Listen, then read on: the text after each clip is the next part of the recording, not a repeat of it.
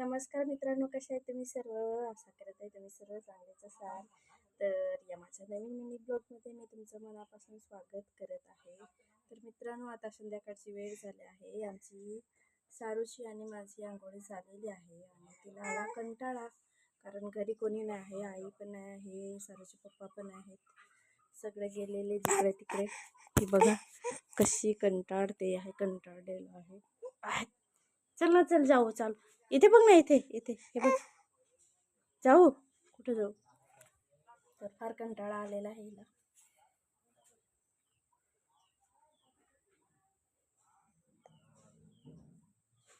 दिसते सारू तू? आया कोण जात आहे? तर आता आम्ही जाणार आहोत फिरायला बाहेर थोडंसं. कुठे जाऊ सारू, दाखव. कुठे जाऊ? कुठे जाऊ दाखव. कुठून जाऊ? कुठून जाऊ दाखव ना, दाखव. इकडनं वरती कोण जातं? वर नाही जायचं. चलो आम्ही निघालो बाहेर. ही आमची कोंबडी. कोंबडी काय कोंबडा आहे सारू?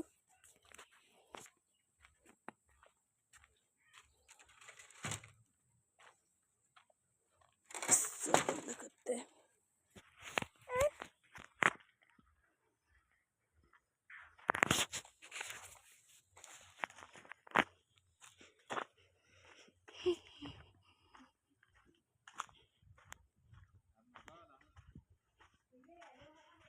फणस आहे, फणस आमचे आता लागतील. आणि हा आंबा छोटासा.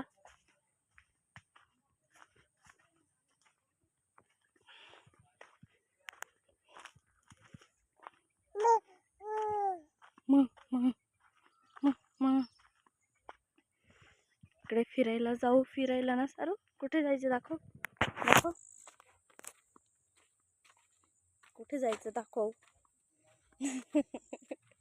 हसायला लागली, हसायला लागली तू, हसायला आलं. तर आमचे सारूचा पप्पा पण गेला आहे. तर आम्हा दोघींना पण करमत नाही, घरी कोणी नाही आहे. तर काय करू आता, फिरू तरी. आता फिरू तरी ना सारू? कसे आहेत तुम्ही सर्व? तर मित्रांनो, एक गोष्ट जी मी अनुभवलेली आहे, जे माझ्या डोळ्यासमोर झालेलं आहे, ते आज तुमच्याशी शेअर करणार आहे. तर शेवटपर्यंत आमचा ब्लॉग पहा. कुठे जाऊ? कुठे कुठे झालं होते? कुठे जाऊ? हे बघा फिरते. हां चला, दहावी करणार ना, दहावी करणार. हे बघा, काल फार रनिंग करून आलेली. काय झालं रडायला? कुठे जाऊ? तिथे काय आहे? काय आहे सारू तिथे? तर तिकडे शेंगा आहे, तिथे ती सारखी चालवते.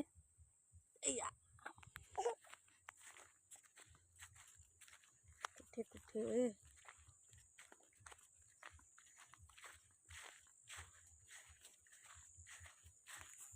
बघा, अशी ते सारू चोर होणार. तू चोर, तू चोरी करतात. असं नाही करायचं. कोणी दाखवलेलं तुला?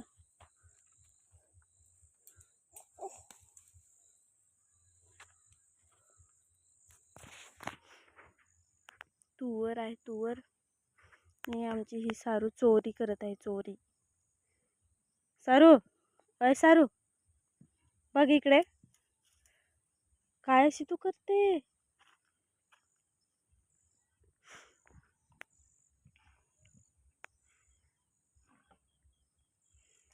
पण तुझ्याने नाही होते. खाना मी देते. आया फटी करेल तुला सारू.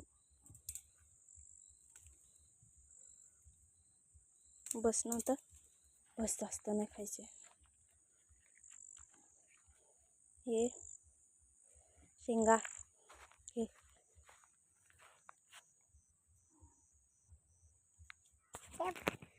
टप आता कुठे बसून खाणार. पहा निसर्ग संध्याकाळचं.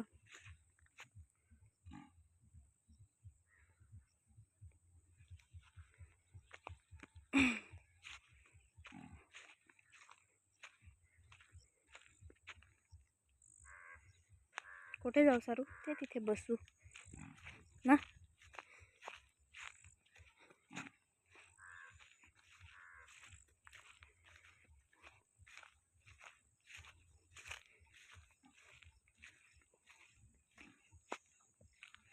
चला मित्रांनो, इथे बसायचं आहे आम्हाला. पहा आम्ही बसलो इथे. घे खा.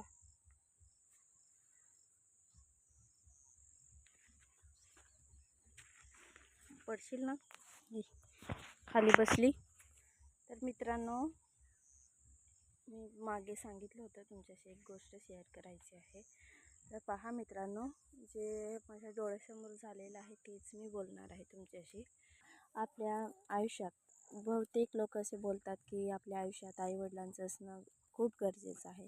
पण माझं बोलणं हे आहे की आपल्या आईवडिलांबरोबरच आपल्या नवऱ्याचं पण असणं खूप गरजेचं आहे. ते का, ते पण तुम्हाला बोलणार आहे. तर मित्रांनो, आपण जेव्हा लहान असतो, मैत्रिणींनो, आपण जेव्हा लहान असतो तेव्हा आपल्या आईवडिलांचं घरी मोठे होतो.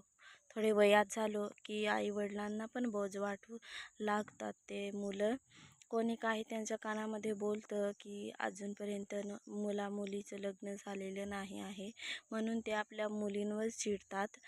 लग्न करत नाही म्हणून. कधी करणार, दुसऱ्यांचे मुलं लग्न होऊन त्यांना मुले झाले असं त्यांचं बोलणं असतं. त्यांचं पण चुकीचं नाही, परंतु एका मुलीला खूप दुःख होतं, कारण आपल्या आईवडील आपल्याला असं बोलतात असं त्यांना पण वाटतं. पण मैत्रिणींनो, त्याचबरोबर आपल्या आईवडिलांबरोबरच आपल्या नवऱ्याचं पण खूप गरजेचं असतं. कारण आपण जेव्हा खूप संकटात असतो, दुःखात असतो, आपल्या अडचणी कोणी समजायला नसतात, तेव्हा आपला नवराच कामात येतो. कारण तोच विचारणारा असतो. जिथे आपण नवीन आयुष्याची सुरुवात करतो तिथे तोच आपल्याला विचारणारा असतो, काय झालं काय नाही.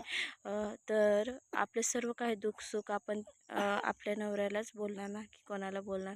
एक अशी वेळ येते ना की ते आपण आई वडिलांना पण बोलू शकत नाही, ती गोष्ट आपण नवऱ्याला बोलतो. प्रत्येक आपले अडचणी त्याचे अडचणी असतात, आपलं दुःख त्याचं दुःख असतं. आणि जरीही आपण कोणत्याही कामामध्ये आपण सुरुवात केली ना, परंतु शेवट आपला नवराच करतो. तर मला तर हर एक रोज सकाळपासून तर संध्याकाळपर्यंत त्याचीच गरज असते प्रत्येक कामामध्ये, आणि आयुष्यभर येणार आहे. तोच माझ्या कामात येणार आहे आणि त्याचीच गरज होईल. म्हणून मित्रांनो, खूप जणांना असं मी पाहिलेलं आहे की कधी कधी नवरा पण बायकोवर चिडतो किंवा बायको नवऱ्यावर चिडतो. तर तुम्ही असं करू नका, कारण मी पण आधी असेच करायची. आणि आमच्या म्हणजे दोघांमध्ये एवढं भांडण व्हायचं, 5-6 दिवस आम्ही बोलत नाही, एकमेकापासून लांब राहायचो, कुठे ना कुठे झोपत फिरायचो. परंतु आता जेव्हापासून मी बायबल वाचते, त्या बायबलमध्ये असा उल्लेख आहे की आपण जर पती पत्नी एकत्र राहिलो ना, तर आपल्या घरामध्ये सुख येतं, आनंद म्हणजे आपण पैसे कमी कमवले ना, तरी पण आपल्या घरामध्ये शांती असणे खूप गरजेचं आहे. म्हणून आपण जर एकमेकांना दोघांना समजून घेतलं ना, तर आपल्यामध्ये कधीच भांडण होणार नाही. तर मित्रांनो, मैत्रिणींनो, लक्षात ठेवा, कितीही भांडण झालं किंवा वादविवाद झाला तरी तुम्ही एकमेकांना समजून घ्या.